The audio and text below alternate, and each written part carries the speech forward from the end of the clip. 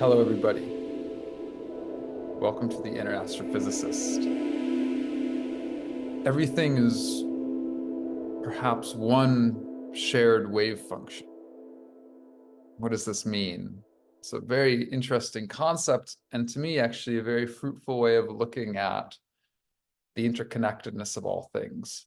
The patterns of the very small seem to match the patterns of the very large. Neurons in the brain sometimes look like the shapes of galaxies distributed, the distribution of dark matter on the very large scale universe that we can observe. And yet the quantum scale seems to become decoherent for large values of the quantum number, and thus, because of the constant interaction between all things, the quantum randomness seems to be sort of lost when we get to what's called the classical level. That to add up the very small, we eventually get to the very large, but the question becomes, does that wave function nature also apply to the self, to consciousness, and to the universe as a whole? I just like asking these questions. Really cool questions. So join me on this little journey. First of all, the wave function is the basic descriptor of the probability of finding a particle or an object at different locations in time, but also it gives information. It contains the energy, the momentum, you can get the position, you evoke an operator on the wave function, and out comes a value, a measurable. But what I want to do is not go into the physical meaning of the wave function, because the wave function is not physically real. And I don't even mean that it contains complex numbers. I really mean that it is not a physically real thing, in the sense that it's when we talk about wave functions, we're not talking about anything actually waving. This is a mathematical tool that works. And what's really cool about that is that there's really no accurate model that says, here's what this actually is. You know, quantum field theory, you can say it's the wiggles in fields, and there's this sort of like question of, are the fields physically real? And I like feeling that they kind of are, because maybe I want to hold on to something that's tangible. I can say, okay, I'm a wiggle in fields, even if the wiggles aren't really well formed and they're coming into and out of reality, and these particles are kind of bubbling into and out of existence, I can still feel that these fields are real. So to me, that gets to this amazing concept, right? This amazing idea of, well, then what is the nature of reality? And what's really cool about that, and the whole point is that you could have a wave function that's actually what's called a superposition. In fact, this is what's happening most of the time, right?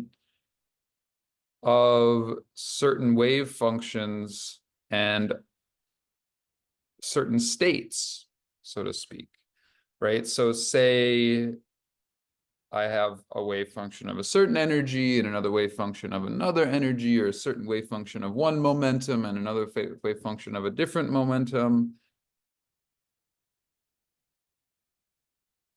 That really a particle is typically a sum of multiple energies or multiple momenta, which means it's not really one or the other, and that when you measure it or observe it, is one other way of looking at it, that when you measure it, it like collapses into one state, or you get a single state. So I like this idea. This is really cool. And like the probability is this. This is the probability that you're going to get a certain state. So the probability you're going to get this energy and this momentum, psi1, this wave function is c1 squared. This times its complex conjugate squared, its amplitude or its absolute value squared. But here's where I like to connect it to consciousness. And this is just me playing. This is just me sort of like asking fun questions. I'm not declaring anything to be true. It's just like anybody watching this, have fun here, right? So what if your consciousness state, right, is actually a combination of various states? What if this one is like anger? And what if this one is joy? And what if this one is sadness, right? Et cetera, et cetera. And when you measure something or somebody interacts with you, they might get your anger response, or they might get your joy response, or they might get your sadness response.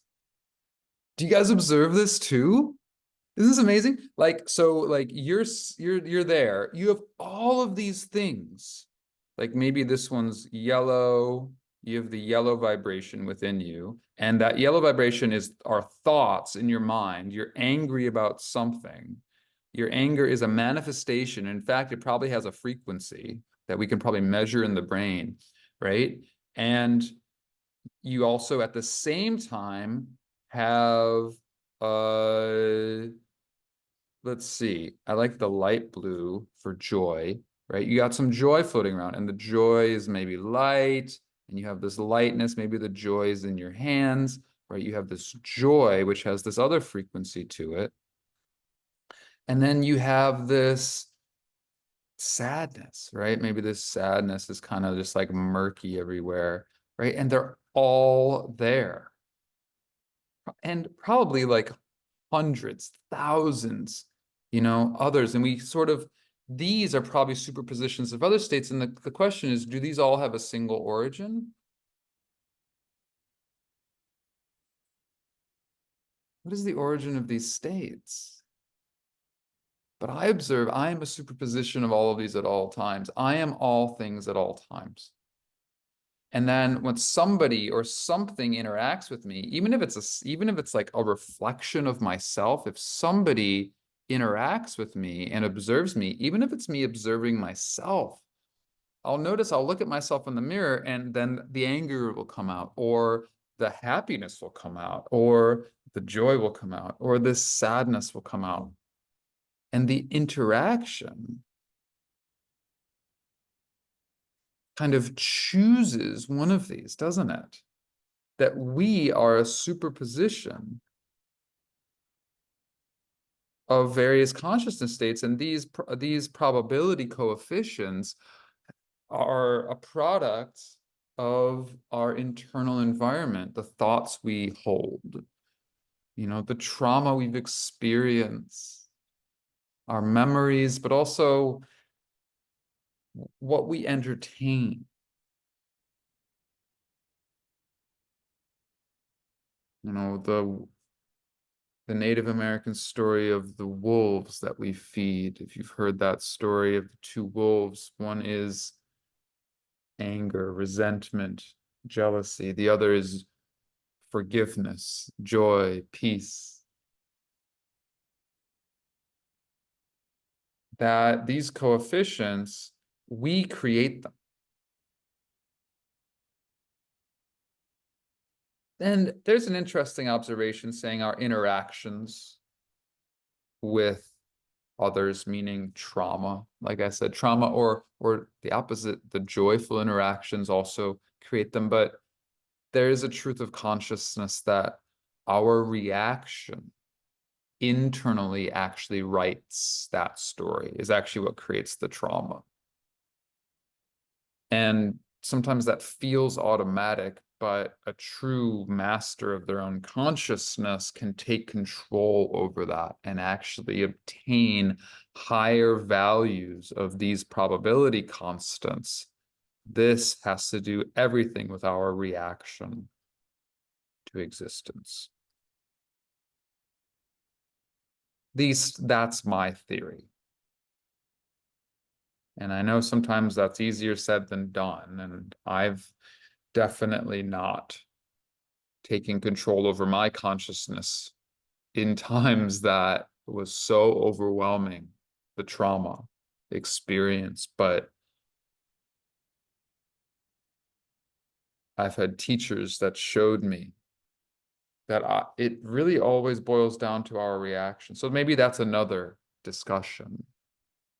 But this is me just playing with this idea of the superposition of states and what these states are and what these coefficients are. And I see this amazing correlation between, like, okay, I get an interaction and then the joy comes out and it collapses the wave function into joy. And then it evolves, right? Is it, I can't remember if there's a negative sign there, right? And then it evolves in the time-dependent case. For those of you who know the time-dependent evolution of the Schrodinger equation, or of wave functions due to the Schrodinger equation. Then it returns kind of back, it kind of oscillates in the complex plane. I love that. Our consciousness states, my favorite thing to do is to see the laws of physics as patterns. Whether it's resonant orbits of planets, the effect of galaxy on creating clumps, filaments, and voids, similar to our own experience, of course. Superposition of wave functions and mapping them to our consciousness states. It becomes a fruitful metaphor, a language to explore our own experience. And it invites us to look inward to actually map our own experience, the patterns, the aura, the shape, like going to a deep meditation right now, feeling the fabric of your own experience. It's this delicate hum that's the sum of so many parts, and that's what I'm getting at. It's the sum of so many things, and it feels so complex, and yet it manifests as this hum, this single experience.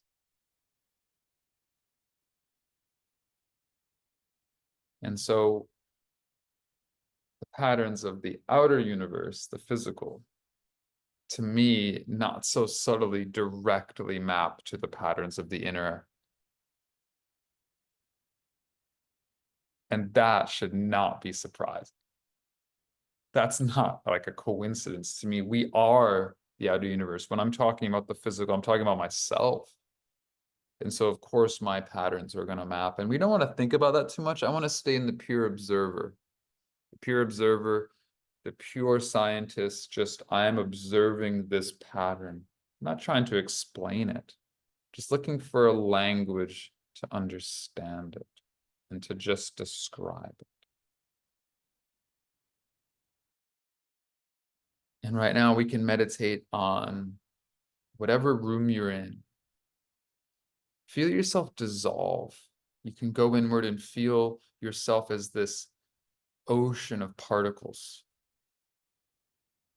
where there's really no definition of a boundary between where one ends and the other begins. They're all just these sort of interacting waves. And they emerge and decay. There's no one isolated system. It's all this constantly interacting vibration, a sum of many vibrational states. When you go inward, we realize that that's what we are. That we are then one emergent wave function that is connected. Everything's connected.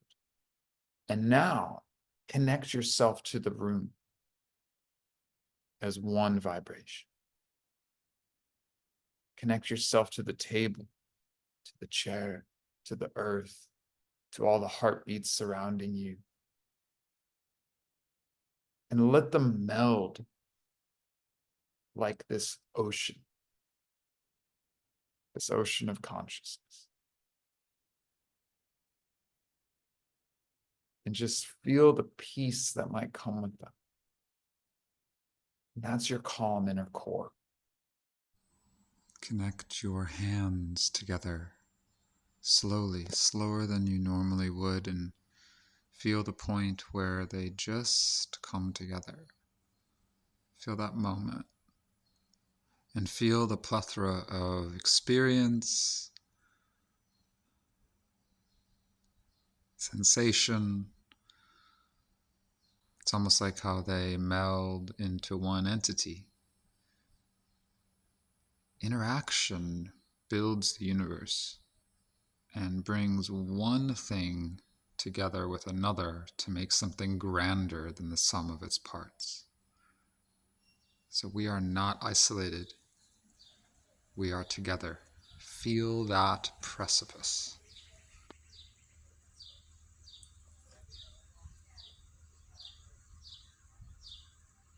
I love you. Namaste.